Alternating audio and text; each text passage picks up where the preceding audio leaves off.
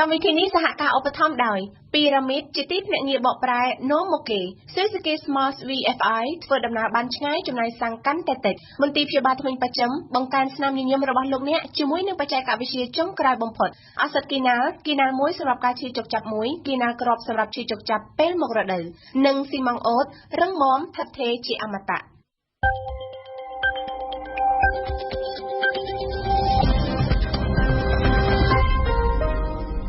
អរុនសួស្ដីលោកលោកស្រីនិងកញ្ញាអរគុណលោកអ្នកដែលបានបើកស្ដាប់ការផ្សាយរបស់វិទ្យុបារាំង AFE នៅវេលានេះម៉ោង 7 ព្រឹកកម្មវិធីព័ត៌មានដោយអឹមរចនាលោកនាយករដ្ឋមន្ត្រីហ៊ុនសែនដឹកនាំគណៈប្រតិភូទៅបំពេញទស្សនកិច្ចនៅប្រទេសអាស៊ាបៃហ្សង់ចាប់ពីថ្ងៃអាទិត្យនេះក្លឹបអ្នកកាសែតកម្ពុជាសម្ដែងការព្រួយបារម្ភខ្លាំងជុំវិញសេរីភាពបញ្ចេញមតិនិងសុវត្ថិភាពអ្នកសារព័ត៌មានជប៉ុនបានពង្រីកប្រព័ន្ធការពារខ្លួនប្រឈមនឹងចិនអ្នកកាសែតបារាំង4រូបត្រូវបានដោះលែងក្រោយគេចាប់ធ្វើជាចំណាប់ខ្មាំង10ខែនៅស៊េរី RFIលោកនាយករដ្ឋមន្ត្រីហ៊ុនសែននៅថ្ងៃអាទិត្យនេះនឹងដឹកនាំគណៈប្រតិភូចាក់ចេញពីប្រទេសកម្ពុជាទៅកាន់ប្រទេសអាស៊ាបៃហ្សង់ដើម្បីបំពេញទស្សនកិច្ចជាផ្លូវការចាប់ពីថ្ងៃទី21ដល់ថ្ងៃទី23មេសាខាងមុខនេះបើតាមសេចក្តីជូនដំណឹងពីក្រសួងការបរទេសកម្ពុជាសេចក្តីជូនដំណឹងដដែលបានឲ្យដឹងដែរថាបន្ទាប់ពីដំណើរទស្សនកិច្ចទៅកាន់ប្រទេសអាស៊ាបៃហ្សង់ហើយលោកនាយករដ្ឋមន្ត្រីនឹងបន្តទស្សនកិច្ចទៅកាន់ប្រទេសបេឡារុសជាបន្តទៀតចាប់ពីថ្ងៃទី23ដល់ថ្ងៃទី25មេសាដោយឡែកអ្នកនាំពាក្យក្រសួងមហាផ្ទៃស្នើឲ្យគណៈបកនយោបាយប្រតិបត្តិទៅតាមច្បាប់ដែលបានកំណត់ទាក់ទងនឹងយុទ្ធនាការឃោសនាបោះឆ្នោតក្រុមប្រឹក្សារាជធានីខេត្តស្រុកខណ្ឌដែលនឹងប្រព្រឹត្តទៅនៅខែឧសភាខាងមុខជាមួយគ្នានេះមន្ត្រីគណៈបកសង្គ្រោះជាតិសង្ឃឹមថាអាជ្ញាធរនឹងផ្ដល់ទីតាំងសាធារណៈមួយចំនួនដែលគណៈបកប្រឆាំងនេះបានស្នើសុំដើម្បីធ្វើការឃោសនាស្មើភាពគ្នាញឹមសុផលរីកាមន្ត្រីគណៈបកសង្គ្រោះជាតិថ្លែងថាគណៈបកប្រឆាំងនេះនៅមិនទាន់បានទទួលការឆ្លើយតបពីសាលារាជធានីភ្នំពេញនៅឡើយទេរហូតមកទល់រសៀលថ្ងៃសៅរ៍ទី19មេសាទាក់ទងទៅនឹងការស្នើសុំទីតាំងសម្រាប់ធ្វើការឃោសនាបោះឆ្នោតជ្រើសរើសក្រុមប្រឹក្សារាជធានីខេត្តស្រុកខណ្ឌអាណត្តិទី2ដែលនឹងប្រព្រឹត្តទៅនៅថ្ងៃទី18ខែឧសភាឆ្នាំ2014ខាងមុខលោកអេងឆៃអៀងអ្នកនាំពាក្យគណៈបកសង្គ្រោះជាតិបានឲ្យដឹងថាលោកមានការរំពឹងទុកថាអាជ្ញាធរនឹងផ្ដល់ទីតាំងសាធារណៈនោះរួមមានទីលានប្រជាធិបតេយ្យនិងទីតាំងមុខវត្តបទុមវតីបើពុំនោះទេការបោះឆ្នោតនេះមិនអាចចាត់ទុកថាជាការប្រកួតស្មើភាពគ្នាបានទេហើយម្យ៉ាងទៀតអាជ្ញាធរមានកាតព្វកិច្ចផ្ដល់ជូននិងការពារសុវត្ថិភាពដល់គណៈបកណាដែលបានសុំមុនយោងតាមច្បាប់បោះឆ្នោតមន្ត្រីសាលារាជធានីភ្នំពេញបានថ្លែងប្រាប់វិទ្យុបារាំងអន្តរជាតិ AFE ម្ដងហើយថាអាជ្ញាធរកំពុងពិចារណាលើសំណើនេះបន្ថែមពីនេះលោកឧត្តមសេនីយ៍ខៀវសុភ័ក្រអ្នកនាំពាក្យក្រសួងមហាផ្ទៃក៏បានថ្លែងប្រាប់វិទ្យុបារាំង AFE នៅថ្ងៃសៅរ៍ដែរថាសំណើរបស់គណៈបកសង្គ្រោះជាតិតាក់ទងទៅនឹងអាជ្ញាធររាជធានីពលគឺមកទល់ពេលនេះនៅមិនទាន់មានការស្នើសុំយោបល់ពីក្រសួងមហាផ្ទៃនៅឡើយទេក៏ប៉ុន្តែលោកខៀវសុភ័ក្របានបញ្ជាក់ទុកមុនហើយថាក្រសួងមហាផ្ទៃទទួលយកបាននៅសកម្មភាពឃោសនាណាមួយដែលច្បាប់បានកំណត់ប៉ុណ្ណោះជាមួយគ្នានេះលោកទេពនិថាអគ្គលេខាធិការគណៈកម្មាធិការជាតិរៀបចំការបោះឆ្នោតបានមានប្រសាសន៍ដែរថាយោងតាមច្បាប់បោះឆ្នោតគណៈបកនយោបាយត្រូវស្នើសុំទីតាំងសាធារណៈឬឯកជនទៅអ្នកគ្រប់គ្រងទីតាំងទាំងនោះដើម្បីធ្វើការឃោសនាបន្ទាប់មកត្រូវជូនដំណឹងទៅគណៈកម្មាធិការរាជធានីខេត្តរៀបចំបោះឆ្នោតឲ្យបាន3ថ្ងៃមុនធ្វើសកម្មភាពដើម្បីឲ្យមានការសម្របសម្រួលការពារសន្តិសុខនិងតាមលំដាប់មុនក្រោយសូមបញ្ជាក់ថាកាលពីថ្ងៃទី18ខែមេសាឆ្នាំ2014គណៈបកសង្គ្រោះជាតិបានសរសេរលិខិតមួយច្បាប់ទៅកាន់អភិបាលរាជធានីភ្នំពេញដែលខ្លឹមសារនៃលិខិតនោះស្នើសុំទីលានប្រជាធិបតេយ្យឬសួនការ៉ូឡាខាងកើតចំហៀងខាងត្បូងវត្តបទុមវតីដើម្បីជួបជុំធ្វើការឃោសនាបោះឆ្នោតជ្រើសរើសក្រុមប្រឹក្សាខណ្ឌនៃរាជធានីភ្នំពេញនៅក្នុងលិខិតបានលម្អិតថាគណៈបកសង្គ្រោះជាតិរាជធានីភ្នំពេញនឹងធ្វើការជួបជុំតំណាងរាស្ត្រសមាជិកសមាជិកាក្រុមប្រឹក្សារាជធានីខណ្ឌសង្កាត់សកម្មជននិងប្រជាពលរដ្ឋដើម្បីធ្វើការហែក្បួនយុទ្ធនាការឃោសនាបោះឆ្នោតជ្រើសរើសក្រុមប្រឹក្សារាជធានីខណ្ឌនីតិកាលទី2ឆ្នាំ2014ដែលនឹងចាប់បើកយុទ្ធនាការនៅថ្ងៃទី2ខែឧសភាឆ្នាំ2014តាមផ្លូវនានាទូទាំងរាជធានីភ្នំពេញរហូតដល់ថ្ងៃបិទយុទ្ធនាការគឺថ្ងៃទី16ខែឧសភាឆ្នាំ2014 ក្លឹបអ្នកកាសែតកម្ពុជាកាលពីថ្ងៃទី18មេសាបានចេញសេចក្តីថ្លែងការណ៍មួយដោយបានសម្ដែងការព្រួយបារម្ភយ៉ាងខ្លាំងជុំវិញសេរីភាពបញ្ចេញមតិនិងសុវត្ថិភាពអ្នកសារព័ត៌មានសេចក្តីថ្លែងការណ៍បានកត់សម្គាល់ថាក្នុងរយៈពេលចុងក្រោយនេះមានយ៉ាងតិច3ករណីដែលអ្នកសារព័ត៌មានត្រូវប្រឈមមុខជាបន្តបន្ទាប់ជាមួយសមត្ថកិច្ចកងរាជអាវុធហត្ថលើផ្ទៃប្រទេសខណៈដែលអ្នកសារព័ត៌មានទាំងនោះបានចុះយកព័ត៌មានទាក់ទងសកម្មភាពឈ្មួញរកស៊ីឈើខុសច្បាប់ដោយឡែកគណៈរដ្ឋមន្ត្រីកម្ពុជានៅថ្ងៃសុក្របានអនុម័តសេចក្តីព្រាងច្បាប់3សំខាន់ៗដែលខ្លួនចាត់ទុកថាជាមូលដ្ឋានដ៏សំខាន់ដើម្បីឈានទៅសម្រេចឲ្យបាននូវការពង្រឹងអភិបាលកិច្ចល្អនិងនីតិរដ្ឋថ្មីបើក្រសួងយុត្តិធម៌លើកឡើងពីការពិគ្រោះយោបល់សັບជ្រុងជ្រោយក្នុងការធ្វើច្បាប់ទាំងនោះក៏ដោយក៏សម្ព័ន្ធខ្មែរជំរឿននិងការពារសិទ្ធិមនុស្សលីកាដូរិះគន់ថាដំណើរការតាក់តែងច្បាប់ទាំង3នោះមិនស្មោះត្រង់ទេហើយថាសេចក្តីព្រាងច្បាប់ទាំងនោះមិនអាចធានាឯករាជ្យភាពនៃអំណាចតុលាការឡើយយើងស្ដាប់ឯមៀកសេចក្តីព្រាងច្បាប់3សំខាន់តាក់ទងនឹងប្រព័ន្ធយុតិធធម៌ត្រូវបានគណៈរដ្ឋមន្ត្រីកម្ពុជាអនុម័តដើម្បីបញ្ជូនឲ្យរដ្ឋសភាពិនិត្យបន្ថែមនិងអនុម័តជាច្បាប់សម្រាប់អនុវត្តគណៈរដ្ឋមន្ត្រីចាត់ទុកសេចក្តីព្រាងច្បាប់ស្តីពីការរៀបចំអង្គការតុលាការសេចក្តីព្រាងច្បាប់ស្តីពីការរៀបចំនិងការប្រព្រឹត្តទៅនៃឧត្តមក្រុមប្រឹក្សានៃអង្គចៅក្រមនិងសេចក្តីព្រាងច្បាប់ស្តីពីលក្ខន្តិកៈនៃចៅក្រមនិងព្រះរាជអាជ្ញាថាជាមូលដ្ឋានដ៏សំខាន់ដើម្បីឈានទៅសម្រេចឲ្យបាននូវចក្ខុវិស័យរបស់រាជរដ្ឋាភិបាលក្នុងការពង្រឹងអភិបាលកិច្ចល្អនិងនីតិរដ្ឋប៉ុន្តែលោកអំសំអាតអ្នកគ្រប់គ្រងបច្ចេកទេសស៊ើបអង្កេតនៃសម្ព័ន្ធខ្មែរជំរឿននិងការពារសិទ្ធិមនុស្សលីកាដូរិះគន់ដំណើរការតាក់តែងសេចក្តីព្រាងច្បាប់ទាំង3នោះនិងការអនុម័តសេចក្តីព្រាងនៃច្បាប់ទាំងនោះដោយគណៈរដ្ឋមន្ត្រីកម្ពុជាយ៉ាងដូចនេះថាខ្ញុំគិតថាបើសិនជាគ្មានការដាក់ឲ្យពិគ្រោះយោបល់ជាសាធារណៈនិងទទួលយកយោបល់ពីអង្គការសង្គមស៊ីវិលនិងស្ថាប័នពាក់ព័ន្ធមួយចំនួនទីហើយការបង្កើតច្បាប់នឹងឡើងវាគ្រាន់តែជាគោលដៅមួយដើម្បីបំពេញនៅ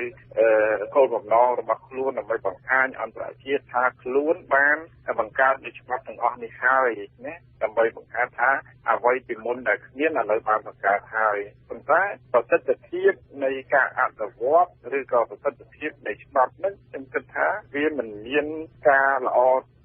ទេហើយក៏មិនទាន់អាចធានាបាននូវឯករាជ្យភាពរបស់ប្រព័ន្ធតុលាការនិងប្រព័ន្ធយុត្តិធម៌នៅក្នុងប្រទេសកម្ពុជាដែរបើមិនជាការដែលបង្កើតមកហើយប្រព័ន្ធទាំងអស់នោះនៅតែមិនឯករាជ្យដដែលទេបាទជាការឆ្លើយតបលោកសំប្រជាមានិតដែលជានាយកខុទ្ទកាល័យនិងជាអ្នកនាំពាក្យក្រសួងយុត្តិធម៌ពន្យល់ក្រុមការងារបច្ចេកទេសក្រសួងយុត្តិធម៌ដែលមានសហការធ្វើការងារនឹងជាមួយភាគីបរទេសមានបារាំងមានបណ្ដាប្រទេសជប៉ុនអាមេរិកច្រើនទៀតដើម្បីធ្វើការពិភាក្សាទៅលើសេចក្តីព្រាងនឹងដំបូងបឋមរួចមកចាប់ពីនឹងគឺក្រុមបច្ចេកទេសបានធ្វើការតាក់តែងនិងរៀបចំធ្វើសេចក្តីព្រាងនេះបន្តរហូតមកថ្នាក់ដឹកនាំក្រសួងដែលមានឯកឧត្តមអង្គវងវឌ្ឍនារដ្ឋមន្ត្រីក្រសួងយុត្តិធម៌ជាអ្នកដែលដឹកនាំកិច្ចការនេះតរយៈពេល6-7 ខែជាប់គ្នាទាំងព្រឹកទាំងល្ងាចហើយវាចាប់ពីនេះទៅគឺសេចក្តីព្រាងច្បាប់នេះត្រូវឆ្លងកិច្ចប្រជុំអន្តរក្រសួងដែលមានស្ថាប័នរដ្ឋទាំងអស់33ឬ35ដើម្បីចូលរួមផ្ដល់យោបល់ទៅលើនឹងរហូតដល់មានឯកឧត្តមទេសរដ្ឋមន្ត្រីអោបវិទានក៏ជើញចូលរួមក្នុងការផ្ដល់យោបល់លើសេចក្តីព្រាងច្បាប់ក្នុងកិច្ចប្រជុំអន្តរក្រសួងនេះផងដែរហើយសេចក្តីព្រាងច្បាប់នេះគឺថាធ្វើមានមតិច្រើនចូលរួមក្នុងការផ្ដល់យោបល់ដើម្បីឲ្យវាមានសពជ្រុងជ្រោយទាំងអស់ក្នុងសេចក្តីព្រាងច្បាប់នេះលោកអំសំអាតបន្ថែមខ្ញុំទទួលស្គាល់ថាការតាក់តែងច្បាប់ឬពង្រៀងច្បាប់នេះវាមានការចូលរួមចឹងមែនប៉ុន្តែអ្វីដែលសំខាន់ដែលយើងចង់ឲ្យច្បាប់នេះកាន់តែល្អយើងចង់ឲ្យមានការចូលរួមពីអ្នកដែលធ្លាប់រងផលប៉ះពាល់ផ្ទាល់ឬក៏អ្នកដែលធ្លាប់បំពេញការងារផ្ទាល់តែម្ដងដើម្បីដល់ជាគំនិតជាដល់ធ្វើយ៉ាងណាឲ្យច្បាប់នេះកាន់តែល្អប្រសើរបាទពីព្រោះជាងកាលទៅការដែលយើងពិភាក្សាយើងយកគំរូតាមបណ្ដាច្បាប់ផ្សេងៗប៉ុន្តែការអនុវត្តស្ដាយនៅក្នុងប្រទេសកម្ពុជាវាអាចមានការជៀបខុសគ្នាអញ្ចឹងបានយើងឃើញថាមិនមែនត្រឹមតែច្បាប់3នេះច្បាប់ច្រើនណាស់ដែលបានចេញប៉ុន្តែច្បាប់ខ្លះចេញហើយមិនមានការអនុវត្តឬក៏អនុវត្តមិនមានប្រសិទ្ធភាពទេយោងតាមសេចក្តីប្រកាសព័ត៌មានរបស់អង្គភាពព័ត៌មាននិងប្រតិកម្មរហ័សនៃទីស្តីការគណៈរដ្ឋមន្ត្រីសេចក្តីព្រាងច្បាប់ស្តីពីការរៀបចំអង្គការតុលាការមានគោលបំណងធានាឯករាជ្យនៃអំណាចតុលាការហើយតម្រូវឲ្យបង្កើតតុលាការជំនាញនិងសភាជំនាញនៅតាមសាលាដំបងនីមួយៗនៅរស សៀលថ្ងៃអាទិត្យនេះអង្គការដំណាភិបកម្ពុជានឹងរៀបចំសិក្ខាសាលាមួយនៅសាលានិងវិទ្យាស្ថានអន្តរជាតិអាមេរិកក្រោយមន្ទីរពេទ្យរុស្ស៊ីជាសិក្ខាសាលាដែលប្រព្រឹត្តធ្វើក្រមប្រធានបទក្នុងនាមជាយុវជនតើខ្ញុំអាចធ្វើអ្វីខ្លះសម្រាប់ប្រទេសខ្ញុំសិក្ខាសាលានេះធ្វើឡើងដើម្បីជំរុញឲ្យយុវជនចូលរួមឲ្យបានច្រើនក្នុងកិច្ចការសង្គមកញ្ញាណារ៉ាសុខេម៉ាមន្ត្រីគម្រោងច្នៃប្រឌិតនៃអង្គការដំណាភិបកម្ពុជាបានឲ្យដឹងថាការចូលរួមរបស់យុវជននៅក្នុងសង្គមគឺជាគន្លឹះមួយដែលអាចជួយឲ្យសង្គមប្រសើរជាងមុនហើយប្រសិនបើសង្គមប្រសើរជាងមុននោះយុវជនក៏មានឱកាសល្អជាងមុនសម្រាប់ពេលអនាគតដែរនិយាយពីក្រុមនិស្សិតផ្នែកអគ្គិសនីនិងអេឡិចត្រូនិកនៃសាកលវិទ្យាល័យ Norton បានទទួលចំណាត់ថ្នាក់លេខ3ក្នុងការប្រកួតរ៉ូបូតអន្តរជាតិឆ្នាំ2014នៅប្រទេសម៉ាឡេស៊ីនេះបើតាមការចុះផ្សាយរបស់ទីភ្នាក់ងារសារព័ត៌មានកម្ពុជា AKP សូមបញ្ជាក់ថាការប្រកួតរ៉ូបូតជាលក្ខណៈអន្តរជាតិប្រារព្ធឡើងក្នុងរយៈពេល1ឆ្នាំម្ដងហើយនេះជាលើកទី3ហើយដែលប្រទេសម៉ាឡេស៊ីរៀបចំកម្មវិធីនេះជាលទ្ធផលក្រុមនិស្សិតមកពីសាកលវិទ្យាល័យប្រទេសចិនទទួលបានជ័យលាភីលេខ1ប្រទេសម៉ាឡេស៊ីជាម្ចាស់ផ្ទះទទួលបានជ័យលាភីលេខ2និងក្រុមនិស្សិតសាកលវិទ្យាល័យ Norton តំណាងឲ្យកម្ពុជាទទួលបានជ័យលាភីលេខ3តាក់ទងនឹងនិស្សិតដែរតែជានិស្សិតពេទ្យនៃសាកលវិទ្យាល័យវិទ្យាសាស្ត្រសុខាភិបាលនៅព្រឹកថ្ងៃសៅរ៍ម្សិលមិញពួកគេបានបដិញ្ញាថាមិនចូលប្រឡងបញ្ចប់ថ្នាក់ជាតិដោយដែលសាកលវិទ្យាល័យតម្រូវនោះឡើយការបដិញ្ញានេះបានធ្វើឡើងក្រោយពីទីស្តីការគណៈរដ្ឋមន្ត្រីបានចេញលិខិតមួយកាលពីថ្ងៃសុក្រដោយតម្រូវឲ្យនិស្សិតពេទ្យទាំងអស់ដែលបញ្ចប់ការសិក្សាត្រូវតែចូលរួមការប្រឡងបញ្ចប់ថ្នាក់ជាតិនិស្សិតពេទ្យបានអះអាងថាខ្លួននឹងនៅតែបន្តការតវ៉ាជារៀងរាល់ថ្ងៃរហូតទាល់តែមានដំណោះស្រាយដែលអាចទទួលយកបានលំអិតព័ត៌មានដោយវ៉ាន់សុគន្ធាក្រុមនិស្សិតពេទ្យនៃសាកលវិទ្យាល័យវិទ្យាសាស្ត្រសុខាភិបាលប្រមាណ50នាក់នៅថ្ងៃសៅរ៍ទី19មេសានេះនៅតែបន្តលើកគ្នាមកតវ៉ាទាមទារឲ្យសាកលវិទ្យាល័យលើកលែងការប្រឡងបញ្ចប់ថ្នាក់ជាតិដល់ពួកគេលោកដារីញ៉ែតំណាងឲ្យក្រុមនិស្សិតតវ៉ាបានប្រាប់វិទ្យុបារាំងអន្តរជាតិ RFE ថាក្រុមនិស្សិតពេទ្យដែលមកតវ៉ានេះជានិស្សិតចំនួនទី34ដែលបានបញ្ចប់ការសិក្សានៅក្នុងឆ្នាំ2013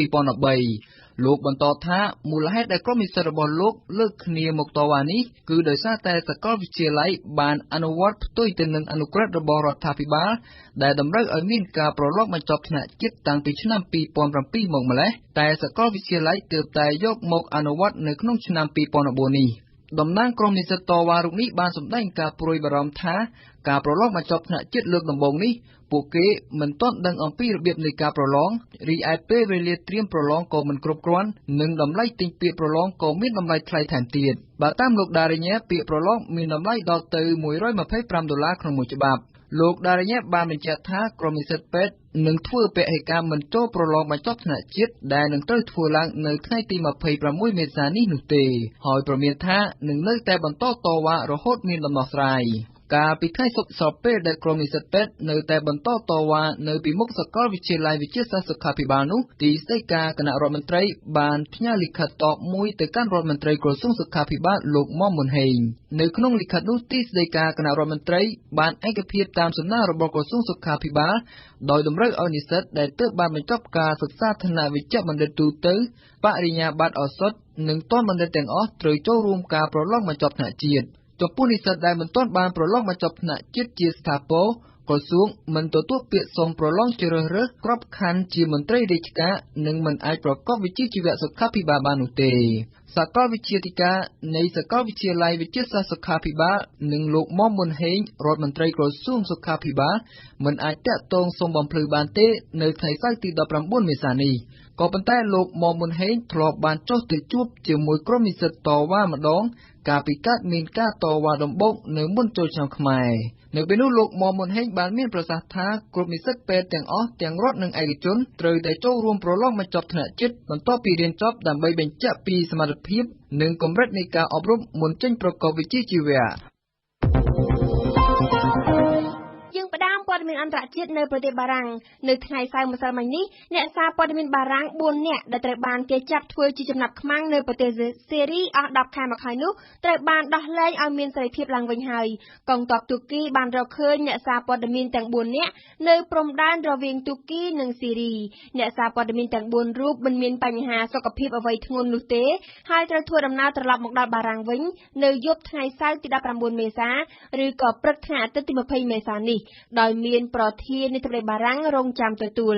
តាំងពីសេរីធ្លាក់ក្នុងសង្គ្រាមនៅដើមឆ្នាំ 2011 មកអ្នកសារព័ត៌មានសេរីនិងអ្នកសារព័ត៌មានបរទេសជាច្រើនរូបត្រូវបានគេចាប់ធ្វើជាចំណាប់ខ្មាំងនៅសេរីយើងស្ដាប់ព្រំសឿនសូលីណាអ្នកសារព័ត៌មានបារាំងទាំង4រូបត្រូវបានគេចាប់ធ្វើជាចំណាប់ខ្មាំងនៅសេរីតាំងតែពីខែមិថុនាឆ្នាំ 2013 ម្លេះពលគឺ10ខែមកហើយក្នុងចំណោមអ្នកសារព័ត៌មានទាំងនេះមានអ្នកថតរូប2នាក់អ្នកកាសែតមកពីវិទ្យុអឺរ៉ុប1និងអ្នកកាសែតមកពីទស្សនាវដ្តីប្រចាំសប្តាហ៍លើពង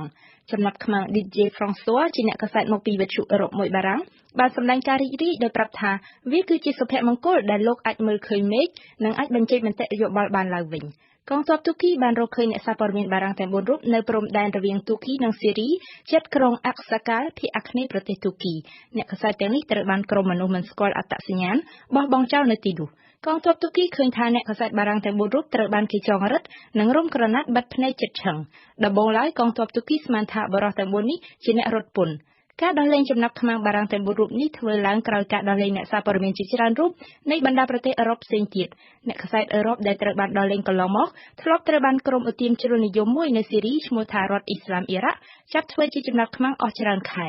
អ្នកសារព័ត៌មានសេរីនិងអ្នកសារព័ត៌មានបរទេសជាច្រើនរូបត្រូវបានគេចាប់ធ្វើជាចំណាប់ខ្មាំងនៅប្រទេសសេរីចាប់តាំងពីប្រទេសនេះធ្លាក់ក្នុងវិបត្តិសង្គ្រាមនៅដើមឆ្នាំ 2011 ជាសង្គ្រាមរវាងកងទ័ពប្រធានាធិបតីអាសាដនិងក្រុមឧទាមយោងតាមអង្គការការពារសិទ្ធិសារព័ត៌មាននានាសេរីបានក្លាយជាប្រទេសដែលរងគ្រោះថ្នាក់បំផុតក្នុងពិភពលោកសម្រាប់សារព័ត៌មានអ្នកកាសែតបរទេសជាច្រើនកំពុងជាប់ខ្លួនជាចំណាប់ខ្មាំងនៅសេរីគេពិបាកនឹងដឹងចំនួនអ្នកកាសែតទាំងនោះឲ្យបានពិតប្រាកដណាស់ព្រោះថារដ្ឋាភិបាលនិងក្រុមគ្រួសារអ្នកកាសែតមួយចំនួនបានសូមឲ្យសារព័ត៌មានលាក់ព័ត៌មានពីការបាត់ខ្លួនរបស់អ្នកកាសែតទាំងនោះខណៈពេលដែលស្ថានភាពនៅសេរីកំពុងជួបភាពច្របូកច្របល់គួរឲ្យបារម្ភកាលពីខែធ្នូឆ្នាំ 2013 កន្លងទៅសារព័ត៌មានអន្តរជាតិធំៗចំនួន13ក្នុងនោះមាន Reuters ឬក៏ BBC ធ្លាប់រំពឹងថាអ្នកកាសែតដែលត្រូវបានគេចាប់ធ្វើជាចំណាប់ខ្មាំងនៅសេរីមានប្រមាណជាង30នាក់ពាក់ព័ន្ធនឹងគ្រោះថ្នាក់លេខសាឡាងនៅកូរ៉េខាងត្បូងមកទល់ថ្ងៃអាទិត្យនេះចំនួនអ្នកស្លាប់ដោយសារគ្រោះថ្នាក់លេខសាឡាងនៅកូរ៉េខាងត្បូងបានកើនឡើងដល់36នាក់និង226នាក់ផ្សេងទៀតកំពុងតែបាត់ខ្លួននៅឡើយនៅថ្ងៃសៅរ៍ម្សិលមិញអ្នកស៊ើបអង្កេតបានចាប់ខ្លួនកាពីតែននិងមន្ត្រីរួមការងារជាមួយកាពីតែនសាឡាងចំនួន2រូបទៀតដែលបានរត់ចោលសាឡាងនៅពេលដែលសាឡាងនោះលិចទៅក្នុងទឹកប្រទេសជប៉ុននៅថ្ងៃសៅរ៍ទី19មេសាបានចាប់ផ្ដើមសាងសង់ស្ថានីយ៍រ៉ាដាយោធានៅលើកោះយូណាហ្គូនីបើគិតតាមភូមិសាស្ត្រកោះយូណាហ្គូនីរបស់ជប៉ុនដែលស្ថិតក្នុងសមុទ្រចិនខាងកើតមួយនេះមានទីតាំងខិតទៅជិតប្រទេសចិនជាងទីក្រុងតូក្យូលោករដ្ឋមន្ត្រីក្រសួងការពារជាតិជប៉ុនបានចូលរួមដោយផ្ទាល់នៅក្នុងពិធីបើកសម្ពោធការដ្ឋានសាងសង់ស្ថានីយ៍រ៉ាដាយោធានៅលើកោះយូណាហ្គូនីនោះថ្លែងនៅឱកាសនោះលោករដ្ឋមន្ត្រីប្រាប់ឲ្យដឹងថាពីការពង្រឹងសាងសង់ស្ថានីយ៍រ៉ាដាយោធានៅកន្លែងផ្សេងៗទៀតលំអិតព័ត៌មានបន្ថែមដោយគុជគុណធីរ៉ាសម្រាប់ជប៉ុននេះជាស្ថានីយ៍រ៉ាដាយោធាលើកទី1ដែលខ្លួនបានសាងសង់តាំងពីក្រោយសហរដ្ឋអាមេរិកបានប្រគល់កោះអូគីណាវ៉ាឲ្យជប៉ុនក្នុងឆ្នាំ 1972 តែវិធានការការពាររបស់រដ្ឋាភិបាលជប៉ុនពេលនេះបានកើតមានឡើងចំពេលដែលទំនាក់ទំនងរវាងទីក្រុងតូក្យូនិងប៉េកាំងកំពុងឡើងតានតឹងខ្លាំងជុំវិញចំនួនទីប្រជុំកោះសេនកាគូទីប្រជុំកោះសេនកាគូដែលសពថ្ងៃស្ថិតក្រោមការគ្រប់គ្រងរបស់ជប៉ុនតែចិនកំពុងទាមទារថាជារបស់ខ្លួនលោករដ្ឋមន្ត្រីក្រសួងការពារជាតិជប៉ុនអូណូដេរ៉ាបានបញ្ជាក់ថាជប៉ុននឹងបន្តសាងសង់ស្ថានីយ៍រ៉ាដាយោធារបៀបនេះនៅកន្លែងផ្សេងៗទៀតក្នុងគោលដៅការពារទីប្រជុំកោះទាំងអស់ដែលជាកម្មសិទ្ធិរបស់ជប៉ុនគួរជំរាបជូនថាជំរើសសាងសង់ស្ថានីយ៍រ៉ាដាលើកោះយូណាហ្គូនីពេលនេះមិនមែនជារឿងចៃដន្យទេព្រោះថាកោះដែលមានផ្ទៃក្រឡាដី30គីឡូម៉ែត្រក្រឡានិងមានប្រជាជនជប៉ុនរស់នៅប្រមាណជា 1,500 នាក់នោះមានចម្ងាយពីទីប្រជុំកោះសេនកាគូតែប្រមាណជា150គីឡូម៉ែត្រប៉ុណ្ណោះដូច្នេះវាពិតជាងាយស្រួលសម្រាប់ជប៉ុនក្នុងការតាមឃ្លាំមើលសកម្មភាពរបស់យន្តហោះចិននិងកប៉ាល់ចិនដែលឧស្សាហ៍ចូលមកក្បែរទីប្រជុំកោះសេនកាគូរបស់ជប៉ុនការសម្រេចចិត្តរបស់លោកនាយករដ្ឋមន្ត្រីជប៉ុនស៊ីនហ្សូអាបេនេះជាសក្ខីកម្មមួយដែលបញ្ជាក់ពីក្តីបារម្ភរបស់ជប៉ុនចំពោះទីប្រជុំកោះនិងកោះមួយចំនួនរបស់ខ្លួនដែលកំពុងទទួលការគំរាមកំហែងចង់បានពីប្រទេសចិនជាមួយនឹងប្រព័ន្ធរ៉ាដានេះជប៉ុននឹងអាចប្រឈមទប់នឹងគ្រប់គ្រាប់មីស៊ីលព្រមទាំងអាចឃ្លាំមើលនៅសកម្មភាពចល័តទ័ពរបស់ចិន កាលពីខែធ្នូឆ្នាំ2013រដ្ឋាភិបាលជប៉ុនបានប្រកាសពីការដំឡើងថវិកាយោធាក្នុងគោលដៅប្រឈមទប់នឹងឥទ្ធិពលយោធារបស់ចិន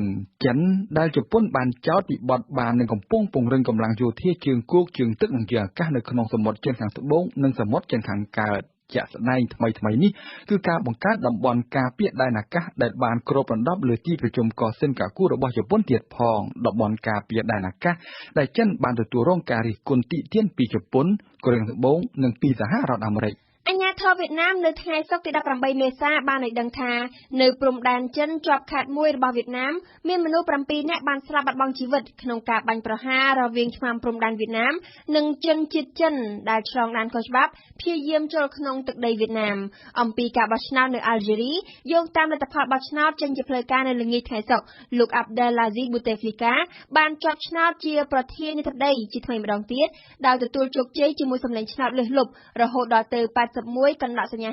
53%ក្នុងជុំទី1តែម្ដងនេះជាលើកទី4ហើយដែលលោកប៊ូតេហ្វ្លីកាឡើងកាន់អំណាចជាប្រធានាធិបតីអាល់ហ្សេរី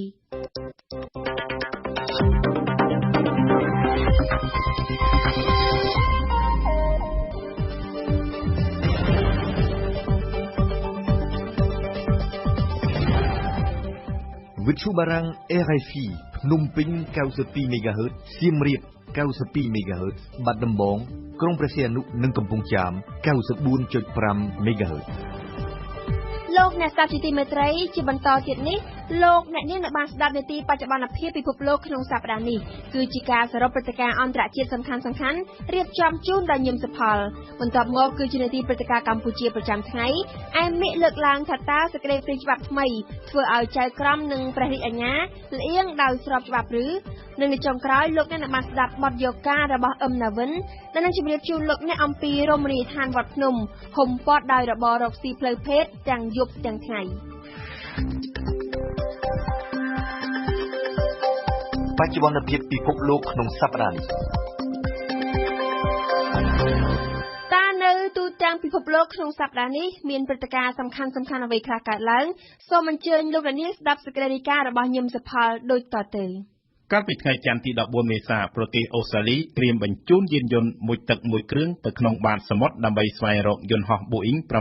777របស់ក្រុមហ៊ុន Malaysia Airlines ដែលបានបាត់ខ្លួននៅភាគខាងត្បូងមហាសមុទ្រឥណ្ឌាជាង1ខែមកនេះក្រុមអ្នករុករកយន្តហោះមិនអាចពន្យាពេលយូរទៀតឡើយព្រោះថាថ្មអាគុយប្រអប់ខ្មៅយន្តហោះដំណើរការបានតែ30ថ្ងៃប៉ុណ្ណោះដូច្នេះជិតមួយសប្តាហ៍មកនេះប្រអប់ខ្មៅយន្តហោះដែលគេកំពុងតែស្វែងរកនោះប្រហែលជាលែងផ្ដល់រលកសញ្ញាសំឡេងទៀតហើយសូមអញ្ជើញស្ដាប់សេចក្តីរាយការណ៍របស់ព្រំសឿនសូលីណាដែលវិទ្យុបារាំងអន្តរជាតិ RFI បានចាក់ផ្សាយម្ដងហើយកាលពីថ្ងៃច័ន្ទនៅថ្ងៃច័ន្ទនេះកប៉ាល់អូស្ត្រាលី Ocean Shield បញ្ឈប់ប្រតិបត្តិការស្វែងរកសញ្ញាសំឡេងដើម្បីត្រៀមបញ្ជូនរ៉ូបូមួយទឹកឈ្មោះថា Bluefin 21ឲ្យចុះទៅបាតសមុទ្រស្វែងរកយន្តហោះ Boeing របស់ក្រុមហ៊ុន Malaysia Airlines ដែលបាត់ខ្លួននៅភាគខាងត្បូងមហាសមុទ្រឥណ្ឌានោះរ៉ូបូ Bluefin 21មានប្រវែង75ម៉ែត្រទម្ងន់750គីឡូក្រាមរ៉ូបូនេះផ្ទុកនៅឧបករណ៍ប្រើសំឡេងវានឹងចាប់យកវត្ថុដែលគេសង្ស័យហើយវានឹងឡើងមកលើផ្ទៃទឹកសមុទ្រវិញដើម្បីផ្ទុកកាមេរ៉ាវីដេអូមុននឹងមុជទៅក្នុងទឹកសាច់ជាថ្មីដោយឡែករ៉ូបូនេះអាចមុជក្នុងទឹកបានតែ20ម៉ោងប៉ុណ្ណោះហើយมันអាចមុជក្នុងទឹកសមុទ្រហួសពីជម្រៅ4500ម៉ែត្រនោះទេក្រុមអ្នករុករកមិនអាចពន្យាពេលបានទៀតទេព្រោះថាថ្មអាគុយប្រអប់ខ្មៅយន្តហោះមានរយៈពេលដំណើរការបានត្រឹម30ថ្ងៃប៉ុណ្ណោះដូច្នេះជិតមួយសប្តាហ៍មកនេះប្រអប់ខ្មៅយន្តហោះប្រហែលជាលែងផ្ដល់រលកសញ្ញាសំឡេងទៀតហើយច្រើនថ្ងៃមកនេះក្រុមអ្នករុករកបានចាប់រលកសញ្ញាសំឡេងចំនួន4ដែលគេគិតថាជារលកសញ្ញាសំឡេងរបស់ប្រអប់ខ្មៅយន្តហោះដោយសាររលកសញ្ញានេះក្រុមអ្នករុករកគិតថាបំណែកយន្តហោះ Boeing ប្រហែលជាកំពុងស្ថិតក្នុងមហាសមុទ្រឥណ្ឌានៅចម្ងាយប្រមាណជា1550គីឡូម៉ែត្រពីភាគខាងជើងក្រុង Perth អូស្ត្រាលីនៅប្រទេសឥណ្ឌាកាលពីថ្ងៃអង្គារទី15មេសាតុលាការកំពូលបានសម្រេចទទួលស្គាល់នៅវត្តមានមនុស្សភេទទី3ពលគឺមិនមែនភេទប្រុសនិងមិនមែនភេទស្រីជាភេទដែលមិនលំអៀងទៅរកភេទណាទាំងអស់តុលាការបានបញ្ជាឲ្យរដ្ឋាភិបាលនិងគ្រប់រដ្ឋទាំងអស់ក្នុងប្រទេសផ្ដល់សិទ្ធិនិងជំនួយសង្គមដល់មនុស្សភេទទី3នេះដូចជាមនុស្សដទៃទៀតដែរវិបត្តិអ៊ុយក្រែនបាននឹងកំពុងធ្វើឲ្យក្រុមប្រទេសលោកខាងលិចឈឺក្បាលយ៉ាងខ្លាំងសង្គ្រាមពាក្យសម្ដីក៏កំពុងបន្តមានយ៉ាងផុសផុសរវាងបច្ចិមលោកនិងប្រទេសរុស្ស៊ី ជាថ្មីម្ដងទៀតលោកប្រធានាធិបតីអាមេរិកបារ៉ាក់អូបាម៉ានិងប្រធានាធិបតីរុស្ស៊ីពូទីនបានតាក់ទងគ្នាតាមទូរស័ព្ទដើម្បីនិយាយពីព្រឹត្តិការណ៍ដែលកំពុងកើតមាននៅតំបន់មួយចំនួនស្ថិតនៅប៉ែកខាងកើតប្រទេសអ៊ុយក្រែននៅក្នុងកិច្ចសន្ទនាតាមទូរស័ព្ទនោះលោកអូបាម៉ាបានស្នើឲ្យលោកពូទីនឲ្យជួយធ្វើអន្តរាគមន៍ប្រាប់ក្រុមប្រដាប់អាវុធគាំទ្ររុស្ស៊ីឲ្យទម្លាក់អាវុធចុះតែលោកពូទីនបានឆ្លើយប្រាប់លោកអូបាម៉ាថារុស្ស៊ីនឹងមិនលូកដៃចូលជ្រៀតជ្រែកកិច្ចការផ្ទៃក្នុងរបស់ប្រទេសអ៊ុយក្រែនឡើយលោកអ្នកស្ដាប់ជាទីមេត្រីនេះគឺជាការសង្ខេបព័ត៌មានពិភពលោកសំខាន់ៗប្រចាំសប្តាហ៍ឡើងវិញកាលពីថ្ងៃពុធទី16មេសាតាក់ទងទៅនឹងប្រទេសចិនប្រមុខដឹកនាំចិនលោកស៊ីនជីនពីងបានលើកទឹកចិត្តដល់កងទ័ពឲ្យអភិវឌ្ឍបន្ថែមសមត្ថភាពយោធាចិននៅក្នុងដែនអាកាសតាមអ្នកជំនាញចិនជំហានថ្មីរបស់លោកប្រធានាធិបតីចិនធ្វើឡើងដើម្បីឆ្លើយតបទៅនឹងកលៈទេសៈបច្ចុប្បន្នដែលអាមេរិកដែលជាគូប្រជែងកំពុងនាំមុខផ្នែកបច្ចេកវិទ្យាយោធានៅលើអវកាសសូមអញ្ជើញស្ដាប់សេចក្តីរាយការណ៍របស់ឈៀងវផាដែលវិទ្យុយើងបានចាក់ផ្សាយម្ដងហើយកាលពីថ្ងៃពុធគឺនៅក្នុងដំណើរទស្សនកិច្ចទៅកាន់ទីបញ្ជាការកងទ័ពជើងអាកាសកាលពីថ្ងៃច័ន្ទដែលលោកប្រធានាធិបតីចិនស៊ីជីនពីងបានអំពាវនាវដល់កងទ័ពចិនឲ្យយកចិត្តទុកដាក់បង្កើនសមត្ថភាពយោធាកាន់តែខ្លាំងនៅក្នុងដែនអាកាសនិងអវកាសលោកស៊ីជីនពីងដែលមានតំណែងជាប្រមុខកងទ័ពជាតិចិនដែរនោះបានថ្លែងចង់ឲ្យគេច្របាច់បញ្ចូលគ្នារវាងបច្ចេកវិទ្យាដែនអាកាសនិងអវកាសដើម្បីយកទៅប្រើនៅក្នុងទិសដៅយោធាពលគឺធ្វើយ៉ាងណាឲ្យកងទ័ពចិនអាចមានសមត្ថភាពការពារនិងវាយប្រហារនៅក្នុងដែនអាកាសនេះបើតាមការចុះផ្សាយរបស់ទីភ្នាក់ងារព័ត៌មានចិនថ្មីកាលពីយប់ថ្ងៃច័ន្ទតាមកាសែតផ្លូវរដ្ឋចិនគំនិតរួមបញ្ចូលគ្នារវាងបច្ចេកវិទ្យាដែនអាកាសនិងអវកាសនេះមិនមែនជារឿងថ្មីទេសម្រាប់កងទ័ពជើងអាកាសចិនអ្នកជំនាញជាច្រើនធ្លាប់បានវិដំណ័យថាដែនអាកាសនិងអវកាសដើរតួនាទីយ៉ាងសំខាន់នៅក្នុងយុទ្ធសាស្ត្រការពារទឹកដីឬក៏ពង្រីកដែនឥទ្ធិពលក៏ប៉ុន្តែរហូតមកចិនបានប្រើបច្ចេកវិទ្យាដែនអាកាសរបស់ខ្លួននេះនៅក្នុងតែគោលដៅពាណិជ្ជកម្មនិងវិទ្យាសាស្ត្រតែប៉ុណ្ណោះកន្លងមកទីក្រុងប៉េកាំងក៏ធ្លាប់បានអះអាងពីមហិច្ឆតាអភិវឌ្ឍកម្មវិធីអវកាសរបស់ខ្លួននៅក្នុងគោលដៅសន្តិភាពក៏ប៉ុន្តែគេបានចាប់ផ្ដើមចោទសួរឡើងវិញពីជំហររបស់ទីក្រុងប៉េកាំងនៅពេលដែលអាជ្ញាធរចិនបានប្រើមីស៊ីលបាញ់ពីដីទៅទម្លាក់ផ្កាយរណបរបស់ខ្លួននៅក្នុងគន្លងតារាវិថីនៅក្នុងកលៈទេសៈដែលអាមេរិកនិងជប៉ុនដែលជាភាគីចំនួនទឹកដីរបស់ខ្លួនកំពុងតែចាយលុយយ៉ាងច្រើនដើម្បីសម្រួលកងទ័ពជើងអាកាសរបស់ខ្លួននោះចិនមិនអាចឈរអបដៃមើលដោយមិនធ្វើអ្វីសោះនោះទេយោងតាមនិពន្ធនាយកទស្សនាវដ្តីអវកាសចិនដែលបានដកស្រង់សម្ដីដោយកាសែតចិននៅក្នុងស្រុកនោះជំហរថ្មីរបស់លោកប្រធានាធិបតីចិនស៊ីជីនពីងគឺធ្វើឡើងទៅតាមតម្រូវការចាំបាច់នៅក្នុងពេលបច្ចុប្បន្ននេះនៅក្នុងនាមជាប្រទេសមហាអំណាចសេដ្ឋកិច្ចពិភពលោកទី2ចិនចង់កសាងសមត្ថភាពយោធារបស់ខ្លួននៅក្នុងដែនអាកាសដែរលោកប្រធានាធិបតីចិននៅពេលនេះចង់ឲ្យប្រទេសចិនដែលរឹតដាច់ឆ្ងាយក្រោយអាមេរិកនិងរុស្ស៊ីនោះងើបរត់ប្រជែងឡើងវិញនៅក្នុងផ្នែកដែនអាកាសនិងអវកាសកូរ៉េខាងត្បូងនិងជប៉ុននៅថ្ងៃពុធដែរបានជួបពិភាក្សាក្នុងជំនួបកំពូលដ៏កម្រមួយដើម្បីលើកឡើងពីបញ្ហាទេសភាពផ្លូវភេទក្នុងសម័យសង្គ្រាមដែលបញ្ហានេះគឺជាបញ្ហាដ៏រសើបមួយដែលញ៉ាំងឲ្យមានការជួបគ្នានេះសារព័ត៌មាន Kyodo របស់ជប៉ុនបានរាយការណ៍ដោយមិនបញ្ចេញឈ្មោះមន្ត្រីរដ្ឋាភិបាលភាគីជប៉ុនថាទីក្រុងតូក្យូកំពុងពិចារណាសុំទោសនិងសងប្រាក់សំណងជាផ្លូវការទៅដល់ស្ត្រីដែលគេបង្ខំឲ្យបម្រើផ្លូវភេទជាមួយនឹងពួកយោធាអំឡុងសម័យសង្គ្រាមគួរជម្រាបជូនថាទំនាក់ទំនងរវាងទីក្រុងតូក្យូនិងសេអ៊ូលមានត្រឹមតែកម្រិតតិចតួចប៉ុណ្ណោះដោយសារពួកគេនៅជាប់ដិតដាមជាមួយនឹងសង្គ្រាមក្រោមអាណានិគមរបស់ជប៉ុននៅឧបទ្វីបកូរ៉េក្នុងអំឡុងទសវត្សរ៍ឆ្នាំ1910-1945កាលពីថ្ងៃប្រហ័សទី17មេសាកងទាហានអ៊ុយក្រែនបានសម្លាប់អ្នកគាំទ្ររុស្ស៊ី3នាក់នៅភាគខាងត្បូងនៃប្រទេសអ៊ុយក្រែនបើគិតទៅគឺតែប៉ុន្មានម៉ោងប៉ុណ្ណោះមុនពេលកិច្ចពិភាក្សាដ៏សំខាន់នៅទីក្រុងហ្សឺណែវដើម្បីស្វែងរកការបន្ធូរបន្ថយចំពោះវិបត្តិកាន់តែរីករាលដាលខ្លាំងឡើ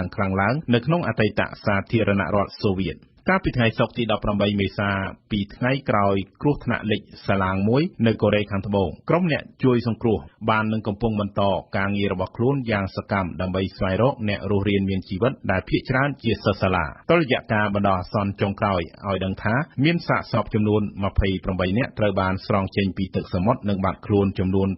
268នាក់ផ្សេងទៀតគួររំលឹកថានៅពេលមានគ្រោះថ្នាក់សាឡាងនោះបានដឹកអ្នកដំណើរចំនួន475នាក់ក្នុងនោះ មានសិស្សសាលា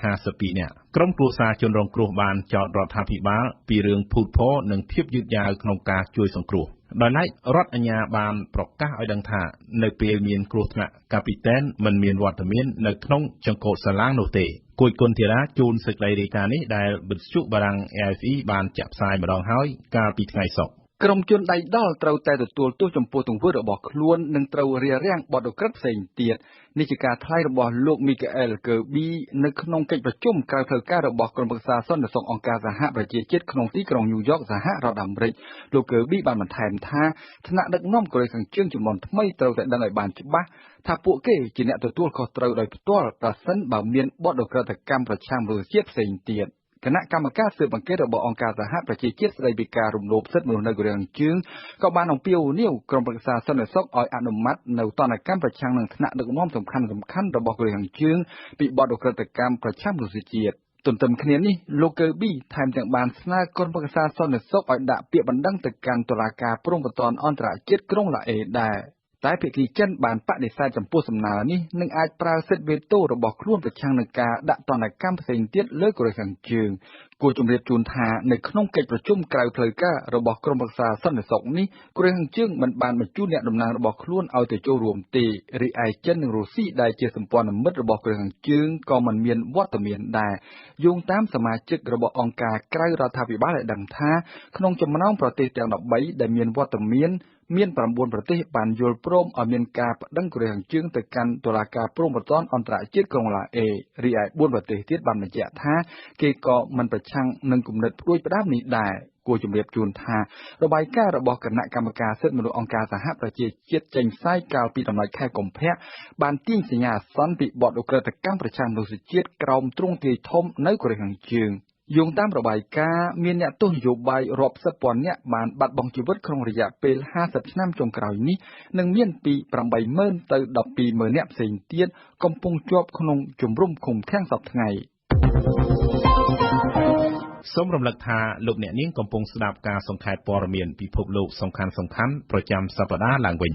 ពាក់ព័ន្ធទៅនឹងគ្រោះថ្នាក់លេខសាឡាងនៅកូរ៉េខាងត្បូងអ្នកស៊ើបអង្កេតទើបតែបានចាប់ខ្លួនកាពីតែនសាឡាងនិងមន្ត្រីរួមការងារជាមួយកាពីតែនសាឡាងចំនួន2រូបទៀតដែលបានរត់ចោលសាឡាងនឹងពេលដែលសាឡាងនោះលិចនៅក្នុងទឹកអ្នកទាំង3ត្រូវបានតុលាការកូរ៉េខាងត្បូងចោទពីបទធ្វេសប្រហែសនិងបរាជ័យក្នុងការធានាសុវត្ថិភាពនៃអ្នកដំណើរគួរឲ្យដឹងដែរថាមកទល់ថ្ងៃសៅរ៍ចំនួនអ្នកស្លាប់ដោយគ្រោះថ្នាក់លេខសាឡាងនៅកូរ៉េខាងត្បូងបានកើនឡើងដល់29នាក់និង273អ្នកផ្សេងទៀតកំពុងតែបាត់ខ្លួននៅឡើយប្រទេសកូរ៉េខាងជើងនៅថ្ងៃសៅរ៍ដែរបានរិះគន់កិច្ចប្រជុំនិងរបាយការណ៍របស់លោក Michael Kirby ប្រធានគណៈកម្មការស៊ើបអង្កេតរបស់អង្គការសហប្រជាជាតិស្ដីអំពីការរំលោភសិទ្ធិមនុស្សនៅកូរ៉េខាងជើងអ្នកនាំពាក្យរូបនេះបានបញ្ជាក់បន្ថែមថាសហរដ្ឋអាមេរិកនិងប្រទេសលោកខាងលិចគួរតែចំណាយពេលត្រួតពិនិត្យទៅលើការរំលោភសិទ្ធិមនុស្សដ៏អាក្រក់នៅក្នុងប្រទេសរបស់ខ្លួនឯងផ្ទាល់ប្រសើរជាងលូកដៃកកកកាយរឿងរបស់ប្រទេសដទៃគួររំលឹកថាកាលពីថ្ងៃប្រហោះលោក Michael Kirby ប្រធានគណៈកម្មការស៊ើបអង្កេតរបស់អង្គការសហប្រជាជាតិស្ដីអំពីការរំលោភសិទ្ធិមនុស្សនៅកូរ៉េខាងជើងបានអំពាវនាវឲ្យក្រុមប្រឹក្សាសន្តិសុខអង្គការសហប្រជាជាតិឲ្យផ្តន្ទាទោសថ្នាក់ដឹកនាំកូរ៉េខាងជើងដែលប្រព្រឹត្តបទឧក្រិដ្ឋប្រឆាំងមនុស្សជាតិកាលពីថ្ងៃសៅរ៍ដែរក្រុមតារាវិទូអន្តរជាតិទំនងជាបានរកឃើញផ្កាយព្រះគ្រោះឬភពថ្មីមួយនៅចម្ងាយប្រមាណ490ឆ្នាំពន្លឺពីភពផែនដីជាភពកូនភ្លោះនិងភពផែនដីស្ថិតនៅក្នុងប្រព័ន្ធសូរ្យគតិមួយផ្សេងភពថ្មីនេះមានទំហំធំជាងភពផែនដីប្រមាណ 10% និងទំនងជាមានស្រទាប់ដីគ្របពីលើផងគឺជាក្តីសង្ឃឹមថ្មីសម្រាប់ជីវិតនិងសម្រាប់អ្នកស្រាវជ្រាវវិទ្យាសាស្ត្រសូមអញ្ជើញស្ដាប់សេចក្តីរាយការណ៍របស់អៀងសូមិញដែលជាការចាក់ផ្សាយឡើងវិញរបស់វិទ្យុបារាំងអន្តរជាតិ AFE ងារឈ្មោះ Kepler 186f ភពនេះអាចរស់នៅនិងបង្កជីវិតបានបើផ្អែកទៅលើទីតាំងនិងរយៈចម្ងាយដ៏សមស្របនៅក្នុងប្រព័ន្ធផ្កាយភពនេះគឺជាលើកទី1ហើយដែលអ្នកស្រាវជ្រាវអន្តរជាតិនិងបារាំងបានរកឃើញភពមួយក្នុងប្រព័ន្ធព្រះអាទិត្យផ្សេងទៀតដែលមានលក្ខណៈស្រដៀងគ្នាបេះបិទទៅនឹងភពផែនដីរបស់យើងជាភពដែលដូចខ្លាំងទៅនឹងភពផែនដីខាងផ្នែកទំហំដែលរកឃើញនៅក្នុងតំបន់មួយអាចរស់នៅបាននេះគឺជាការពន្យល់របស់លោកស្រី Sophie Blomong នៃមន្ទីរពិសោធន៍តារារូបសាស្ត្រក្រុងបូកដូប្រទេសបារាំង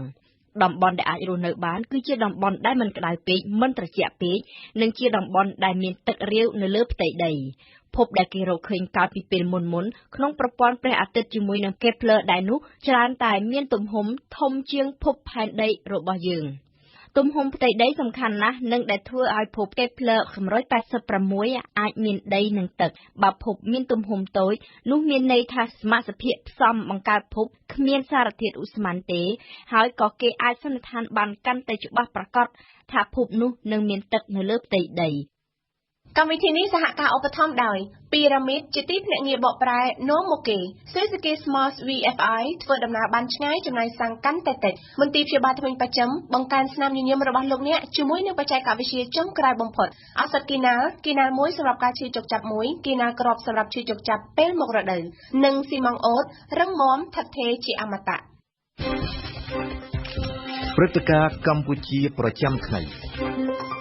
អង្គការមិនមែនរដ្ឋាភិបាលផ្នែកច្បាប់និងសិទ្ធិមនុស្សយល់ឃើញថាសេចក្តីព្រាងច្បាប់ស្តីពីការរៀបចំអង្គការតុលាការនិងសេចក្តីព្រាងច្បាប់ស្តីពីការរៀបចំនិងការប្រព្រឹត្តទៅនៃឧត្តមក្រុមប្រឹក្សានៃអង្គចៅក្រមព្រមទាំងសេចក្តីព្រាងច្បាប់ស្តីពីលក្ខន្តិកៈនៃចៅក្រមនិងព្រះរាជអាជ្ញានោះធ្វើឲ្យឯករាជ្យភាពរបស់ស្ថាប័នតុលាការកាន់តែដុនដាបទៅប៉ុន្តែដោយចោទអ្នករិះគន់ថាខ្វះបទពិសោធន៍មន្ត្រីរដ្ឋាភិបាលសម្ដែងសិទ្ធិទិដ្ឋិនិយមចំពោះកំណែទម្រង់ស៊ីជម្រៅក្នុងប្រព័ន្ធយុត្តិធម៌នៅកម្ពុជាបន្ទាប់ពីគណៈរដ្ឋមន្ត្រីអនុម័តសេចក្តីព្រាងច្បាប់សំខាន់ៗទាំង3ដែលមានគោលបំណងផ្ដល់ឯករាជ្យភាពឲ្យអំណាចតុលាការសូមអញ្ជើញលោកនាងស្ដាប់សេចក្តីរាយការណ៍ពិស្ដាររបស់អែមមៀកលោកផៃស៊ីផានជារដ្ឋលេខាធិការនិងជាអ្នកនាំពាក្យនៃទីស្តីការគណៈរដ្ឋមន្ត្រីអ្វីដែលគេលាយលក្ខអក្សរនៃសេចក្តីស្នើច្បាប់នេះទាំង3នេះគឺបង្កើតបាននៅជំនឿទឹកចិត្តនៃសកម្មភាពនៃការផ្ដល់សេវាយុត្តិធម៌ដល់រាជាណាចក្រកម្ពុជាទាំងមូលលោកសំប្រជាមានិតជានាយកខុទ្ទកាល័យនិងជាអ្នកនាំពាក្យនៃក្រសួងយុត្តិធម៌អ្វីដែលក្រសួងយុត្តិធម៌ធ្វើគឺក្នុងក្របខ័ណ្ឌច្បាប់ក្នុងក្របខ័ណ្ឌបច្ចេកទេសក្នុងការធានាបាននៅភាពយ៉ាងល្អប្រសើរចំពោះច្បាប់នេះដែលចេញទៅនៅថ្ងៃខាងមុខនេះលោកអំសំអាតជាអ្នកគ្រប់គ្រងបច្ចេកទេសស៊ើបអង្កេតនៃអង្គការលីកាដូយើងដឹងថាដើម្បីឲ្យបានច្បាប់មួយទៅល្អវាតតែមានការចូលរួមផ្ដល់ជំនួយនឹងព្រោះសិបល់ជាផងនឹងតាមបានជាច្រើនជាស្ថាប័នពាក់ព័ន្ធនឹងអង្គការសង្គមស៊ីវិលប៉ុន្តែបន្ទាប់ពីនេះគឺយើងជាអង្គការសង្គមស៊ីវិលមិនបានទទួលនៅសេចក្តីព្រាងច្បាប់នឹងជាផ្លូវការទេអញ្ចឹងតាមអ្វីដែលយើងទទួលបានជាក្រៅផ្លូវការនៃសេចក្តីព្រាងច្បាប់ទាំង3យើងឃើញថាវានៅមានចំណុចមួយចំនួនដែលយើងអាចថាវាអាចធ្វើឲ្យមានការប៉ះពាល់ឬក៏អាចមានការដាក់បន្ទុកធ្ងន់ជាងមុនណាលោកនេះចារ្យាប្រធានផ្នែកស៊ើបអង្កេតសិទ្ធិមនុស្សនៃសមាគមអាត6ប្រសិនបើសេចក្តីព្រាងច្បាប់ដែលយើងបាននៅក្នុងដៃក្រៅផ្លូវការនេះហើយអ្វីដែលគណៈរដ្ឋមន្ត្រីបានអនុម័តមានន័យដូចអ្វីដែលយើងបានទទួលឬក៏អនុម័តទៅលើសេចក្តីព្រាងច្បាប់ដែលយើងបានទទួលនេះគឺគិតថាសេចក្តីព្រាងច្បាប់នេះមិនអាចធានាឲ្យតុលាការឯករាជ្យបានទេដូចទៅវិញច្បាប់ទាំង3នេះគឺរឹតតែធ្វើឲ្យតុលាការស្ថិតនៅក្រោមអំណាចនីតិប្រតិបត្តិហើយនឹងស្ថិតនៅក្រោមអំណាចនយោបាយរបស់គណៈបកលោកសុកសំអឿននាយកប្រតិបត្តិនៃក្រមអ្នកច្បាប់ការពារសិទ្ធិកម្ពុជាចំពោះខ្ញុំថាដូចជាមិនកែប្រែមិនកែតម្រង់ឲ្យថ្មីខុសប្លែកពីសប្តាហ៍ថ្ងៃទេហើយចង្ការខ្ញុំគិតថាអាចជាងបើនិយាយពីឯករាជ្យបាត់ជាងមុនផងហ្នឹងខ្ញុំគិតចឹងណានៅចេះស្ថានភាពកែតម្រង់ដូចជាមិនមានទេហ្នឹងខ្ញុំយល់ចឹងចង្ការមនុស្សទស្សនៈវាខុសគ្នាចង្ការគេយល់ថាគឺចឹងវាកែហើយជំរឿយល់ទេខ្ញុំធ្លាប់ធ្វើការស្រាវជ្រាវផ្នែកតុលាការឯករាជ្យខ្ញុំថាការធ្វើប៉ុណ្ណឹងមិនទាន់ត្រូវទេលោកផៃស៊ីផានអ្វីដែលសំខាន់ជាងគេនៅក្នុងនេះយើងឃើញថាអំណាចរបស់តុលាការកំពូលនៅតែទុកឲ្យការសម្រេចរបស់ទេមាស័ព្ទចូលរួមនៅក្នុងសាច់រឿងដែរតែព្រះអង្គលោកជាអធិបតីភាពហើយជាបង្ហាញឲ្យមានការទិញឆៃក្តីសារជាថ្មីម្ដងទៀតយើងឃើញមានច្រើនណាស់តាមតែគួរឲ្យសោកស្ដាយសង្គមស៊ីវិលលោកមិនទាន់បានឃើញលោកបានពិចារណាបានវិតម្លៃនៅលើខ្យល់លោកនេះចរិយានៅក្នុងនេះយើងឃើញថ្នាក់ដឹកនាំទាក់ទងទៅនឹងគេហៅថាឧត្តមក្រុមប្រឹក្សានៃអង្គការក្រមគឺស្មាត់តែស្ថិតនៅក្រោមព្រះរាជទូនីតិបញ្ជាព្រះប្រធានរបស់ព្រះមហាក្សត្រនេះប៉ុន្តែនៅក្នុងនោះគឺថាសុទ្ធតែនីតិប្រតិបត្តិទាំងអស់គឺស្ថិតនៅក្រោមអំណាចរបស់ក្រសួងយុតិធម៌អញ្ ចឹងទេយើងដឹងហើយថាក្រសួងយុតិធម៌ជាស្ថាប័ននយោបាយជាពិសេសរដ្ឋមន្ត្រីក្រសួងយុតិធម៌គឺជាអ្នកនយោបាយដែលមានតួនាទីនៅក្នុងគណៈបកប្រជាជនដែលជាមានតួនាទីសំខាន់នៅក្នុងគណៈកម្មការកណ្ដាលឬក៏គណៈចន្ទ្រៃនៃគណៈបកផងទីពីរសេចក្តីសម្រេចទាំងឡាយគឺស្ថិតនៅលើតែឧត្តមក្រុមប្រឹក្សានៃអង្គការក្រមលោកអំសំអាតដូចជានៅឧត្តមក្រុមប្រឹក្សានៃអង្គការក្រមសមត្ថភាពគឺស្នើឡើងដោយរដ្ឋមន្ត្រីក្រសួងយុតិធម៌ហើយយើងឃើញឧត្តមក្រុមប្រឹក្សានៃអង្គការក្រមគឺជាស្ថាប័នឯករាជ្យហើយក៏ស្នើឡើងហើយដោយអ្នកនយោបាយអញ្ចឹងយើងឃើញថាភាពឯករាជ្យនឹងពិបាកហើយសមត្ថភាពនៃឧត្តមក្រុមប្រឹក្សានៃអង្គការក្រមនេះទៀតក៏មានរដ្ឋមន្ត្រីក្រសួងយុតិធម៌នៅក្នុងនោះទៀតយើងចង់បានឧត្តមក្រុមប្រឹក្សានៃអង្គការក្រមនេះគឺជាស្ថាប័នមួយឯករាជ្យណាតែមិនពាក់ព័ន្ធជាមួយអ្នកនយោបាយទេពីព្រោះនេះគឺ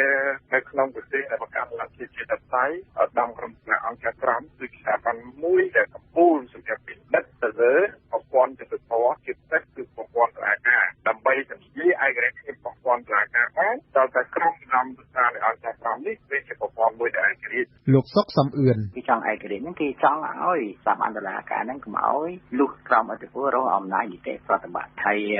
យដើម្បីធ្វើឲ្យស្ថាប័នឯករាជ្យបានគេថាទី1តើតែស្ថាប័នឧត្តមប្រឹក្សាក្រមគាត់ឯករាជ្យដែរមានន័យថាគាត់អត់ស្ថិតនៅក្រោមអធិបតេយ្យរបស់អំណាចនីតិប្រតិបត្តិនីតិបញ្ញត្តិទេហើយនៅក្នុងរដ្ឋធម្មនុញ្ញគេនិយាយថាអំណាចតុលាការអំណាចឯករាជ្យយ៉ាងហើយអំណាចតុលាការហ្នឹងគឺជាស្ថាប័នធម្មនុញ្ញឧត្តមប្រឹក្សាក្រមកើតឡើងដោយធម្មនុញ្ញមានន័យថាកណ្ដាលស្មើហើយដែលរដ្ឋាភិបាលក៏រដ្ឋាភិបាលក៏កើតឡើងដោយរដ្ឋធម្មនុញ្ញគ្នាដែរដូច្នេះមានន័យថាជាបងប្អូនត្រូវមានសាកស្មើគ្នាអំណាចនីតិប្រតិបត្តិអំណាចនីតិបញ្ញត្តិអំណាចតុលាការក៏តែបើសិនជាច្បាប់ក្រមបែរជាធ្វើឲ្យឧត្តមប្រឹក្សាក្រមស្ថិតនៅក្រោមអធិបតេយ្យឬក៏រងអធិបតេយ្យរបស់អំណាចនីតិប្រតិបត្តិវិញមានន័យថាវាបាត់ភាពឯករាជ្យបាត់ហើយចឹងច្បាប់នេះធ្វើគឺរាជរដ្ឋាភិបាលមិនមែនអង្គុយបិទកន្ទុកធ្វើតែឯងទេយើងមានអ្នកជំនាញជាពិសេសពីប្រទេសបារាំងមកជួយរៀបចំឲ្យយើងហើយនឹងចំណុចមួយដែលខ្ញុំចង់ជំរាបជូនហើយចំណុចទី2ទាំងសម្ដេចព្រះមហាសេនាបតីតេជោហ៊ុនសែនជាមួយនឹងកាប៊ីណិតគណៈរដ្ឋមន្ត្រីខំស្វែងរកពិចារណាថាតើមានចំណុចណាមួយដែលថារដ្ឋាភិបាលចូលជ្រៀតជ្រែកនៅក្នុងការងារយុតិធម៌ដែរទេទាំងអស់គ្នាយើងរកមិនឃើញចំណុចណាមួយសល់តែសោះហើយអ្វីដែលច្បាប់នេះគឺជាច្បាប់មួយទំនើបដែលទទួលបានការចូលរួមពីប្រទេសដទៃទៀតយើងសង្ឃឹមថាដំណើរគម្រោងទៅលើប្រព័ន្ធយុតិធម៌របស់យើងនឹងទទួលបានជោគជ័យខ្ញុំគិតថាបើសិនជាគ្មានការដាក់ឲ្យពិគ្រោះយោបល់ជាសាធារណៈនិងទទួលយកយោបល់ពីអង្គការសង្គមស៊ីវិលនិងស្ថាប័នពាក់ព័ន្ធមួយចំនួនទីហើយការបង្កើតច្បាប់នឹងឡើងវាគ្រាន់តែជាគោលដៅមួយបង្ហាញអន្តរជាតិថាខ្លួនបានបង្កើតនូវច្បាប់ទាំងអស់នេះហើយដើម្បីបង្ហាញថាអ្វីពីមុនដែលគ្មានឥឡូវបានបង្កើតហើយប៉ុន្តែប្រសិទ្ធភាពនៃការអនុវត្តឬក៏ប្រសិទ្ធភាពនៃច្បាប់នេះខ្ញុំគិតថាវាមិនមានការល្អទេហើយក៏មិនទាន់អាចធានាបាននូវឯករាជ្យភាពរបស់ប្រព័ន្ធតុលាការនិងប្រព័ន្ធយុត្តិធម៌នៅក្នុងប្រទេសកម្ពុជាដែរបើមិនជាការដែលបង្កើតអស់ហើយប្រព័ន្ធទាំងអស់នោះនៅតែមិនឯករាជ្យដដែលទេបាទយើងមិនដែលបានទទួល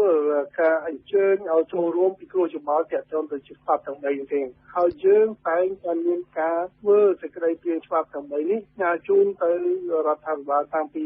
អាណត្តិមុនគឺថាក្នុងរយៈពេលជាង10ឆ្នាំមុនប៉ុន្តែយើងមិនដែលបានទទួលការឆ្លើយតបទេហើយទី2គឺចំពោះសេចក្តីព្រាងច្បាប់នេះគឺថាយើងមិនដែលបានទទួលការអញ្ជើញឲ្យចូលរួមទៅវិភាគសូម្បីតែ1ម៉ោងក៏គ្មានដែរមានកាតព្វកិច្ចណាឬច្បាប់ណាដែលចែងថារដ្ឋាភិបាលត្រូវតែ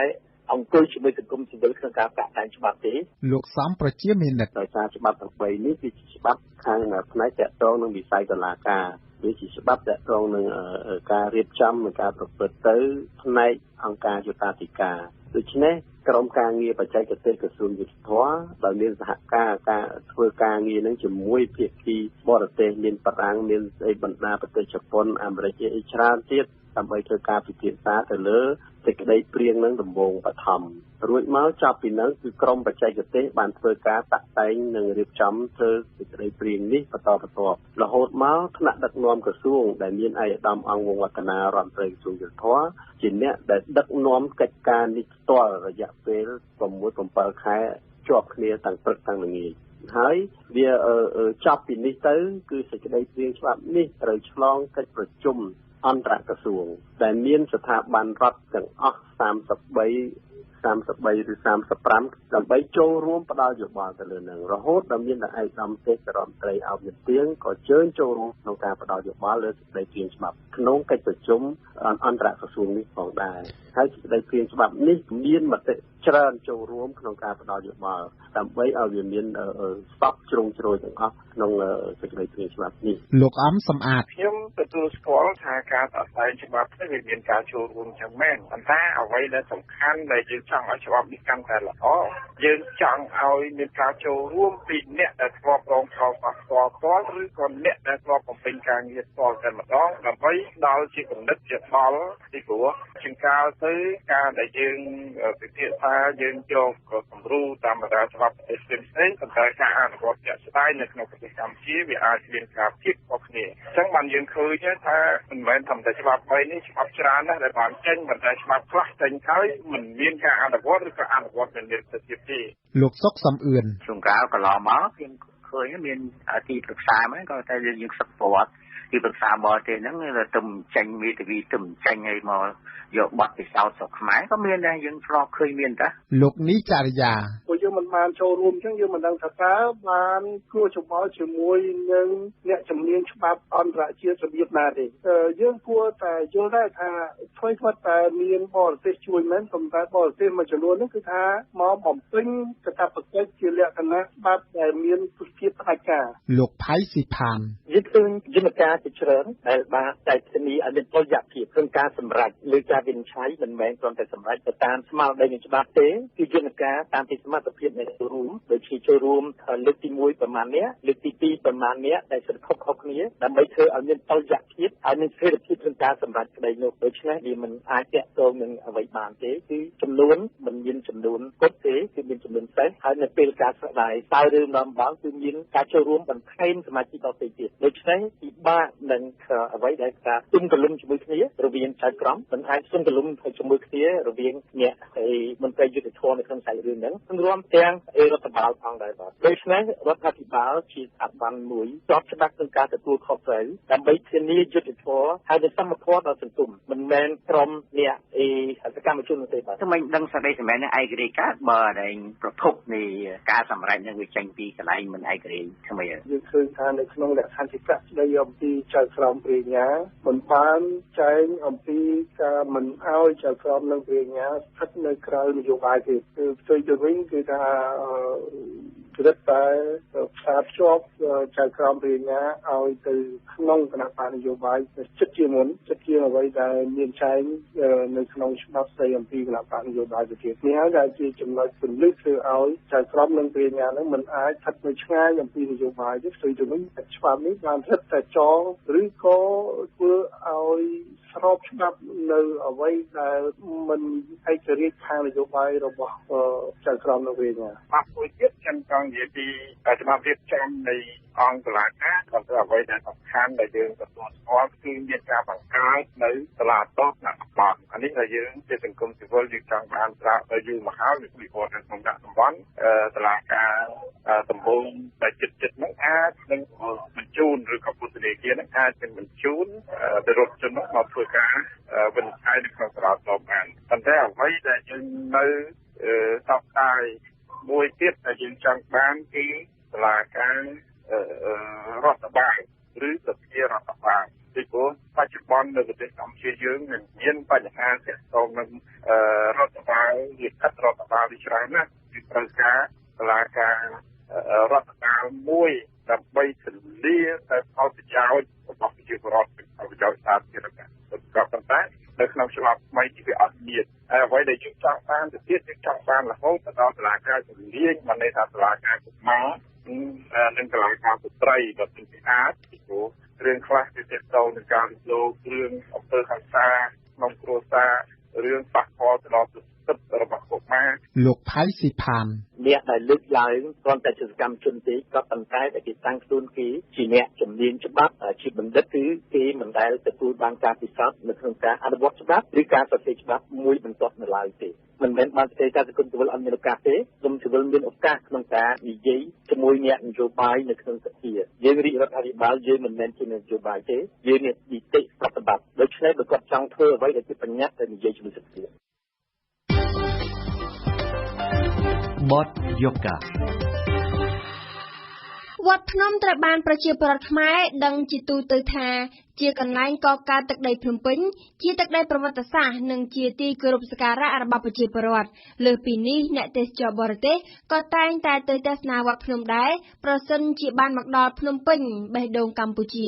ប៉ុន្តែពេលនេះវត្តភ្នំបានហុំព័ទ្ធដោយអ្នករកស៊ីផ្លូវភេទសេវាកម្មផ្លូវភេទនៅវត្តភ្នំមានទាំងស្ត្រីលក់ខ្លួននិងបុរសលក់ខ្លួនហើយសេវាកម្មផ្លូវភេទនៅតំបន់ប្រវត្តិសាស្ត្រនេះមានទាំងថ្ងៃមានទាំងយប់សូមស្ដាប់បទយូហ្គារបស់អឹមណាវិនដូចតទៅ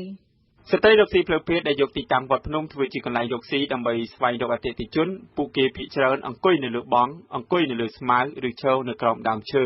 ក្នុងបរិវេណរមណីយដ្ឋានប្រវត្តិសាស្ត្រមួយនេះដោយប្រជាពលរដ្ឋនានាដែលបានទៅដល់វត្តភ្នំដើម្បីការគោរពបូជាឬការលំហែអារម្មណ៍ដូច្នោះដែរពួកគេអង្គុយជាក្រុមឬឈរតែឯងហើយវត្តមានរបស់ស្ត្រីរកស៊ីផ្លូវភេទនៅវត្តភ្នំនេះមានទាំងពេលព្រឹកពេលថ្ងៃនិងពេលយប់អ្នកខ្លះនិយាយលេងថាសេវាកម្មរកស៊ីផ្លូវភេទមានសេវាកម្ម24ម៉ោងឬ24ម៉ោងមានអង្គុយតាមបងតាមអីហ្នឹងច្រើនដែរអ្នកនេះហ្នឹងមករកថ្ងៃថ្ងៃក៏មានយប់ក៏មានយើងសុំស្គាល់គាត់ដោយសារមិនមើលណាបើគាត់មករកថ្ងៃយើងស្គាល់គឺការលៀកពាក់ធម្មតាបើមករកអាស៊ីក៏មានតាមចំណងចំណូលចិត្តគេខ្ញុំបានទៅដល់វត្តភ្នំកាលពីម្សិលមិញនេះគឺនៅក្រោយឱកាសពិធីបុណ្យចូលឆ្នាំប្រពៃណីជាតិត្រូវបានបញ្ចប់